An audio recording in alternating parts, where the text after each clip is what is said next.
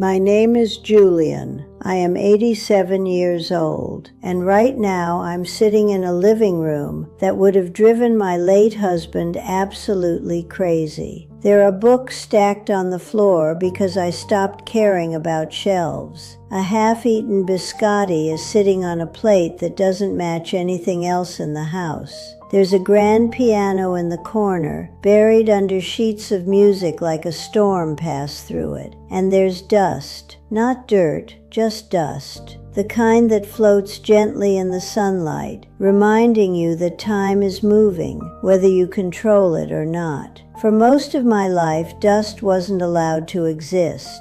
For 50 years, I lived in a house where everything had to be perfect. Not just clean, perfect. The kind of place where nothing was ever out of place, where everything looked beautiful, but nothing felt alive. It wasn't a home. It was something closer to a museum. You could look, but you couldn't touch. Not the furniture, not the routine, not even your own emotions. People always talk about terrible marriages, the loud ones, the ones filled with shouting, betrayal, chaos. Those are easy to recognize, easy to feel sorry for, but no one talks about the quiet kind, the kind that looks perfect from the outside, the kind people admire, the kind that slowly erases you without anyone noticing. I had that kind of marriage. I was Mrs. Julian Moore. My husband was a highly respected heart surgeon. We lived in a large colonial house on a hill, the kind with white pillars and a driveway that was always spotless. People saw us as the ideal couple, stable, successful, refined, perfect. And I spent half a century slowly disappearing inside that perfection. I didn't marry Julian for love,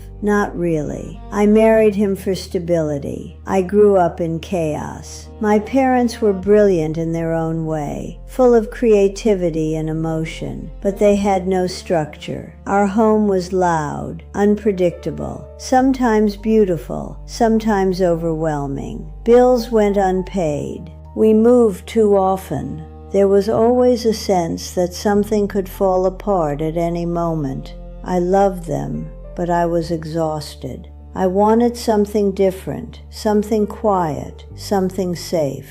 Then Julian came into my life. He was everything my world had never been. Calm, controlled, precise. He moved through life like nothing could shake him. He didn't raise his voice. He didn't act impulsively. He had order. When he proposed, it wasn't emotional. It wasn't romantic. It was practical. He said, "We would make a strong partnership. We can build a life that matters." And I said yes, not because my heart raced, but because my fears went quiet. I thought I had found peace. What I didn't realize was that I had stepped into a life where I would slowly disappear. It didn't happen overnight. That's what makes it so dangerous. It began with small adjustments, compromises, reasonable things. I used to play the piano, not casually. It was a part of me, a way to release everything I couldn't say out loud.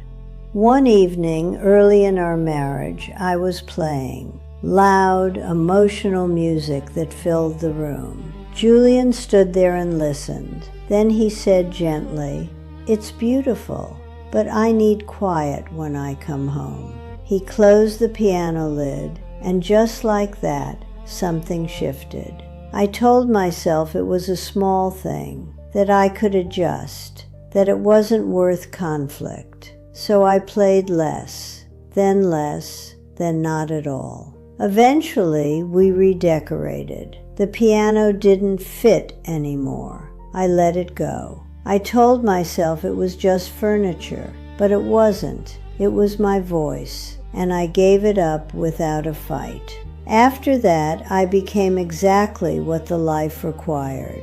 The perfect wife, the perfect hostess, the calm, composed presence beside a successful man. I learned how to speak carefully, how to smile properly, how to keep everything under control. We had children. I loved them deeply, but even that love had rules. There was no room for chaos, no space for emotional outbursts. I remember when my son was little, he fell and hurt himself badly. He ran inside crying, looking for comfort. I moved to hold him, but Julian stopped him. "Control yourself," he said calmly, and my son stopped crying. He walked away on his own, and I stood there saying nothing. That was the moment I understood something I didn't want to admit. In that house, feelings were not welcome, and I had already learned how to silence mine. The years passed one after the other. Everything looked perfect. The house, the life, the image. We traveled, we socialized, we built something that people admired. But I wasn't living. I was existing, carefully, watching my own life from a distance. People envied me. That was the most confusing part. They looked at my life and saw security, beauty, stability. "You're so lucky," they would say, and I would smile. Because when everyone tells you that you have everything, you start to question why you feel empty. So I tried harder. I adjusted more. I became smaller. Until one day, I barely recognized myself.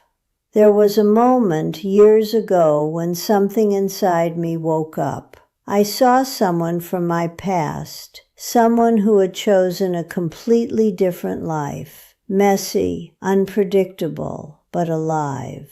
He asked me if I still played the piano. I said no. He looked at me and said, "That's not about time, that's about fear." And I knew he was right.